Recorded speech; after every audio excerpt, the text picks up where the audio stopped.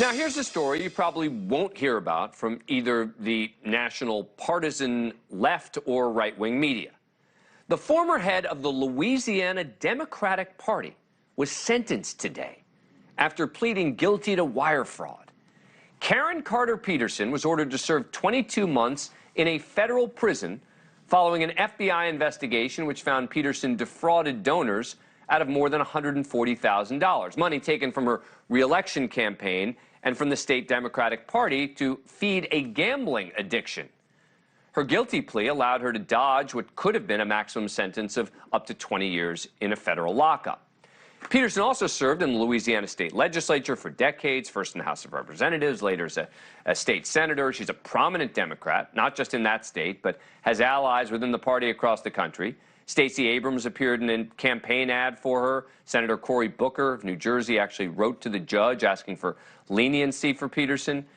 Now, the reason you may not hear much at all about this case and the sentencing today is because the left-leaning media probably doesn't want to highlight the corruption of one of their own. And for the right-leaning media, this investigation and prosecution pokes another big hole in their narrative that somehow the FBI and Department of Justice are only targeting Republicans.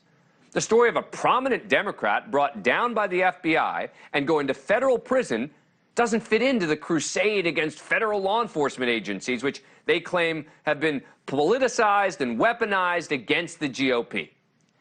And yet this is yet another example, as I've talked about on the show before, of the reality that the FBI has gone after many Democrats, even in the past year.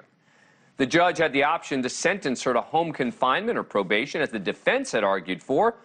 The judge rejected that, and she will now have to serve real time. Joining me now is Dane Ciolino, professor of law at Louisiana State University College of Law, who's been following this case closely. He's worked in Louisiana law for more than 30 years, tried criminal cases before the federal judge we're talking about here in the past. Thanks so much for coming on the program. Appreciate it. All right, so was the sentence here, the 22 months, surprising? Was it higher or lower than many had expected? It is surprising because the guidelines range for this crime, with the amount of loss involved, nearly $150,000, would have given her something on the order of 40 to 50 months in jail. Judge Vance, in sentencing her, gave former Senator Peterson about half of what the guidelines called for. And that's a pretty significant downward departure that you don't really see that often. And is that taking into account the fact that she pled guilty when you're talking about the guidelines? It does. The guidelines gives you points off for acceptance of responsibility. And even with that, her guidelines range was twice what she got. So talk to me about the defense sort of played up this idea of this gambling addiction, which she apparently hid from even her husband. Prosecutors pushed back pretty hard on that. They did. And of course, that's no excuse to committing wire fraud, but it is a potentially mitigating fact. The judge didn't give it as much weight as her defense lawyers wanted her to give it. They wanted that gambling addiction to play a significant role in getting a non-incarcerative sentence of either probation or home confinement, community confinement, something along those lines. But the judge did reject that, and as you've already reported, gave real jail time here. She's going to have to do at least 85% of the 22 months.